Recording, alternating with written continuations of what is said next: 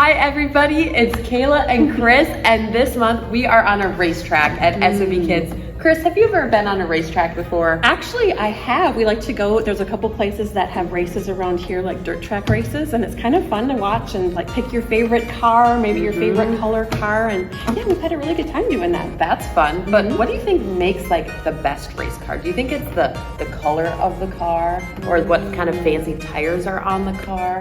Maybe the tires, but probably not the color, right? Yeah, not the color, No. and it's actually what's inside the car that matters the most. And that reminds me of our theme this month, which is driven. What's inside matters most. We're going to be talking about that all month long, and with driven, we're going to be talking about how we need to be driven with integrity. So integrity is our life app. Let's take a look at what that means. Integrity is choosing to be truthful in whatever you say and do. Yeah, it means you're driven to live a life that is truthful. Truthful on the inside and on the outside.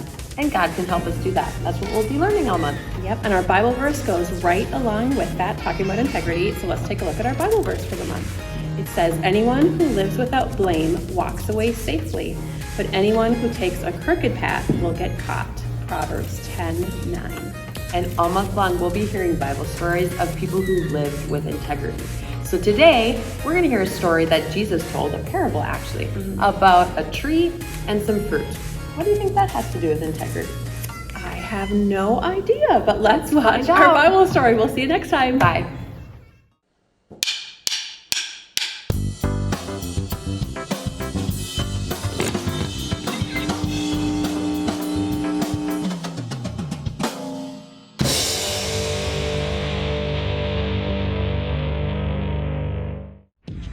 When have you chosen to hide something?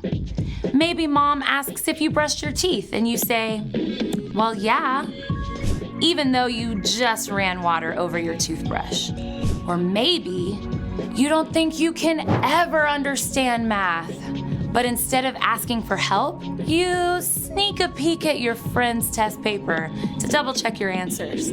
Or maybe you're kind to your little sister when your friends are watching, but you snap at her when they leave. You're so annoying. Just go away. Truth is, we all mess up. We all make wrong choices. And instead of owning up to what you've done, it's easy to start hiding, to cover up, to show the world a fake smile, while inside you feel angry or ashamed. But there is more to the truth. No matter how badly you mess up, you are deeply loved. The God who made the entire universe knew you and chose you before the world began. There is nothing you can do to make God stop loving you.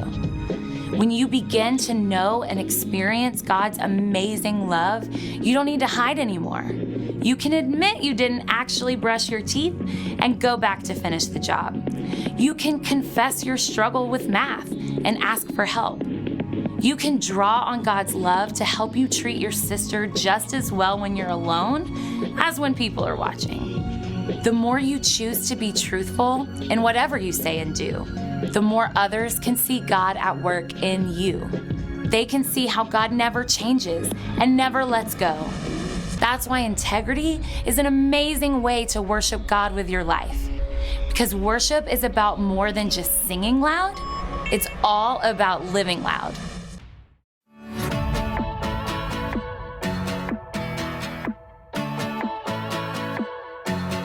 Why would I worry? You never show up late, and you don't make mistakes. I'm not in a hurry, no. I'm walking at your pace, 'cause you showed a better way. In the night, I won't be afraid. You're by my side, so I know I'm okay. So I will sing at the top of my lungs, the loudest praise, and it goes like, hey, you never change. Your love is strong and it won't fade away. And oh, you never let go. Every day I will sing your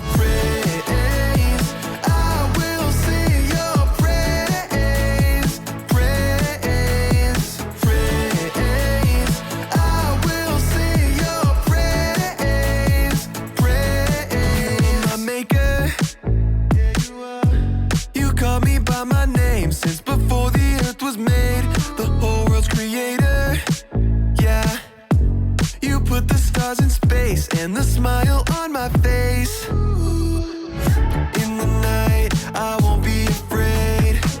You're by my side, so I know I'm okay. So I will sing at the top of my lungs, the loudest praise, and it goes like, hey, you never change. Your love is strong and it won't fade away. And oh, you never let go. Every day I will sing your praise. I will sing your praise. Praise, praise. I will sing your praise. Praise.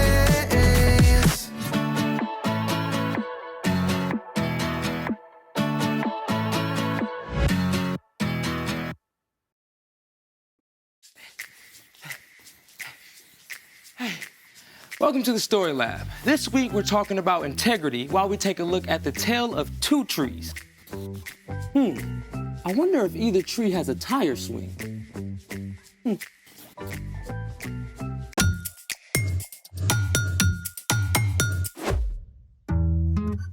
Hey, I'm Carter. And I'm Zeke. We're talking about integrity, which is choosing to be truthful in whatever you say and do. So what's up with the tire? My dad got a flat tire. See the nail right here? I mean, we can try to... Pull it. You want some help?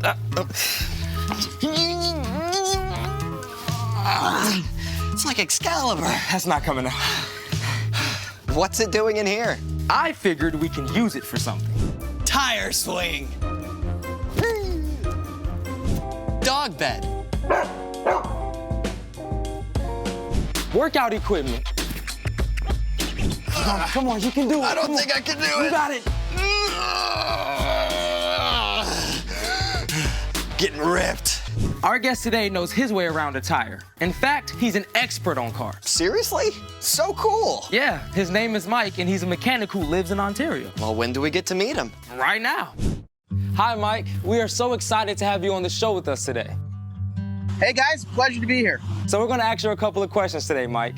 But first, we know you're a mechanic, but... What does a mechanic actually do? Well, just like a doctor, takes care of the body and makes sure, you're healthy when you're sick, I'm kind of like a car doctor. I take care of cars and I make sure when they're not working well, I get them back up to speed.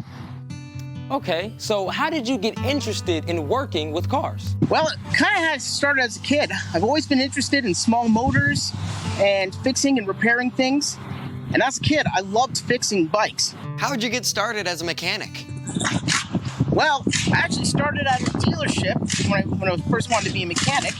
I was fixing cars, but over time, they wanted us to, I felt the pressure to make repairs that really customers didn't really need and do things that, it's not really needed or the customer didn't really want it.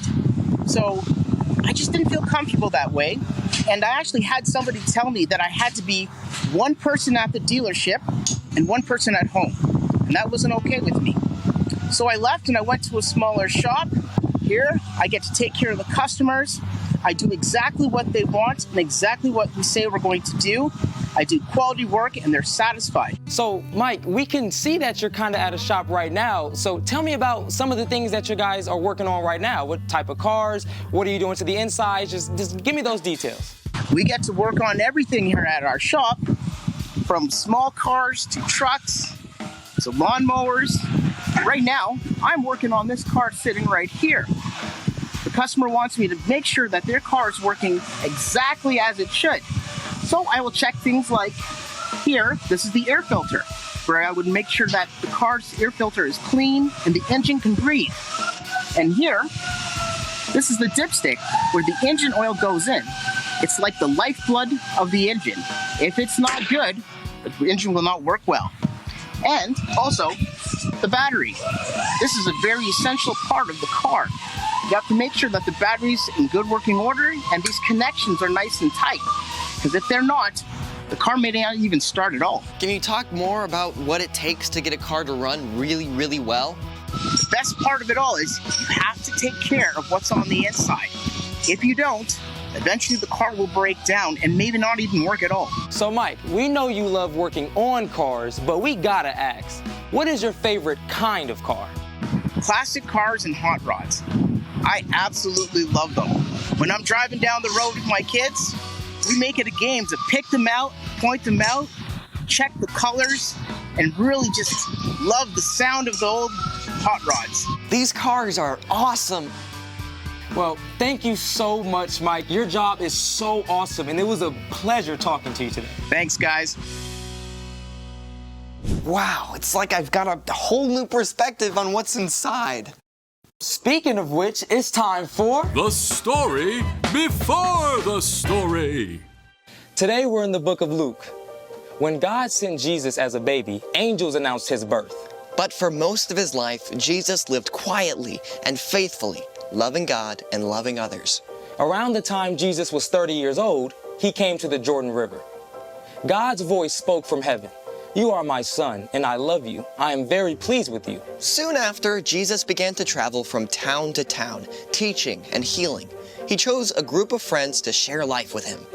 In everything Jesus said and did, he showed people what God is like. And over, he pointed out that what's on the inside matters most to God. Which is where our story starts. Take it away. Hey everyone, I'm Brian.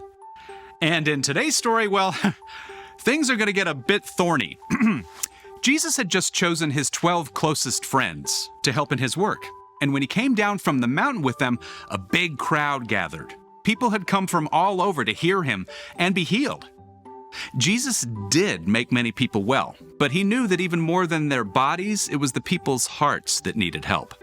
So Jesus began to teach them many things. A good tree doesn't bear bad fruit, and a bad tree doesn't bear good fruit.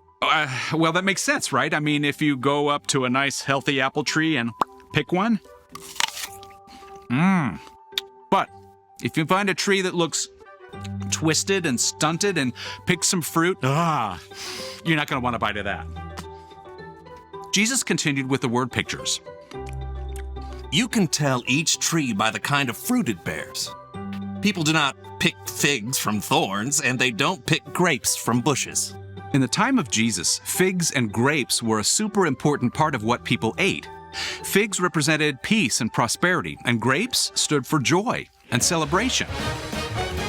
Finding a good grapevine or fig tree was a big deal. But when Jesus and his friends walked the dusty roads, they would have seen other plants too, including thorny, bushy hedgerows and fig trees choked out by brambles. I mean, are you gonna find grapes or figs on one of these? No, I think not. It quickly became clear to the crowd, though, that Jesus was talking about more than just trees and vines. A good man says good things. These come from the good that is stored up in his heart. An evil man says evil things. These come from the evil that is stored up in his heart. A person's mouth says everything that is in their heart. Mic drop. A healthy apple tree produces great fruit, and an unhealthy tree grows bad fruit. They do it without even trying. And we are just the same.